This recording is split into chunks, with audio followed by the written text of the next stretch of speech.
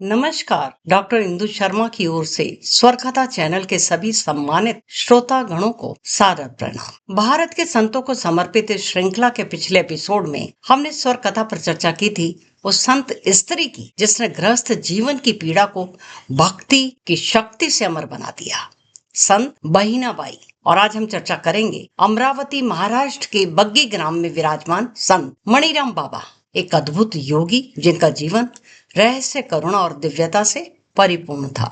चर्चा करने से पहले आपसे अनुरोध है कि यदि अभी तक आपने चैनल को सब्सक्राइब नहीं किया तो कृपया इसको सब्सक्राइब करें।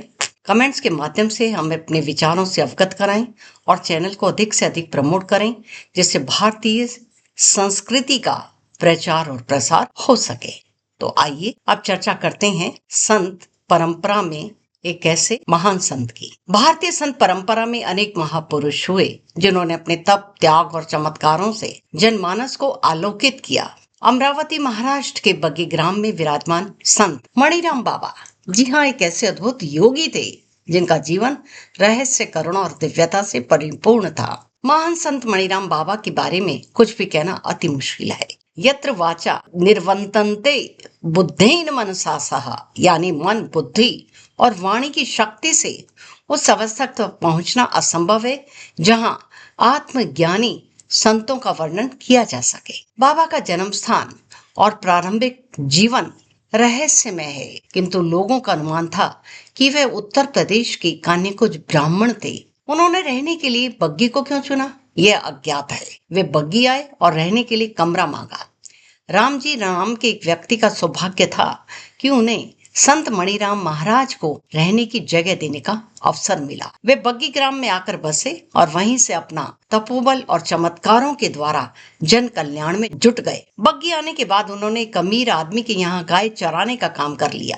हालांकि जल्दी अमीर आदमी को पता चल गया कि मणिराम कोई साधारण व्यक्ति नहीं है। एक बार किसी ने अमीर आदमी से शिकायत की कि मणिराम गायों की परवाह नहीं करते और उन्हें चरने के लिए छोड़ देते हैं। वे पेड़ के नीचे बैठकर कोई पवित्र ग्रंथ पढ़ते हैं। अमीर आदमी को गुस्सा आया और उन्होंने मणिराम को किताब पढ़ते हुए रंगों हाथों पकड़ लिया। उस किताब को पास की पानी से भरी धारा में फेंक दिया। मणिराम दौड़कर नदी से किताब ले आए। हैरानी की बात यह थी कि किताब पर पानी के एक बूंद का भी प्रभाव नहीं था और किताब बिल्कुल गीली नहीं थी। इस घटना से अमीर आदमी की आंखें खुल गई और मालिक के बजाय वह महाराज का भक्त बन गया। बाबा ने कठोर तपस्या की। कभी नदी में दिनों तक डूबे रहते, कभी अन्न जल के बिना।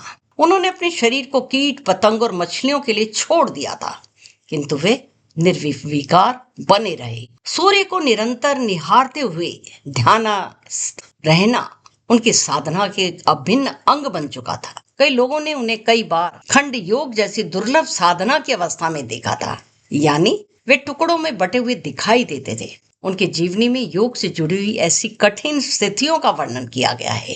मृत पशुओं को पुनर्जीवित करना, असाध्य रोगों का उपचार करना, परिवार के झगड़े सुलझाना, ये उनके करुणा में चमत्कार थे। वे एक ही समय में अनेक स्थानों पर देखे जाते थे। उनकी योग सिद्धि का प्रमाण था। बाबा के आशीर्वाद से अनेक भक्तों का जीवन रूपांतरित हुआ था। श्री गजानन महाराज, शेगांव और खटेश्वर महाराज, जोड़ मोह जैसे महान संत वे उनसे मिलने आए।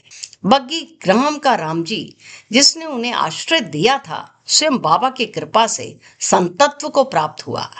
बाबा के कारण बग्गी ग्राम एक तीर्थ स्थल बन गया। बाबा ने ग्रंथ, प्रवचन ये नहीं दिए, अपितु उनके जीवन का मात्र एक ही संदेश था कि सच्ची भक्ति शब्दों से नहीं, आचरण से प्रकट होती है। 1915 में उन्होंने समाधि ले ली। आज भी उनकी समाधि स्थल भक्तों के लिए आस्था का केंद्र है। उनकी स्मृति ये सिखाती है कि श्रद्धा और समर्पण से उस दिव्य शक्ति को प्राप्त किया जा सकता है। बग्गी ग्राम की पावन धरती पर विराजमान संत मणिराम बाबा, जिनका जीवन तप, त्याग और चमत्कारों से भरा हुआ था।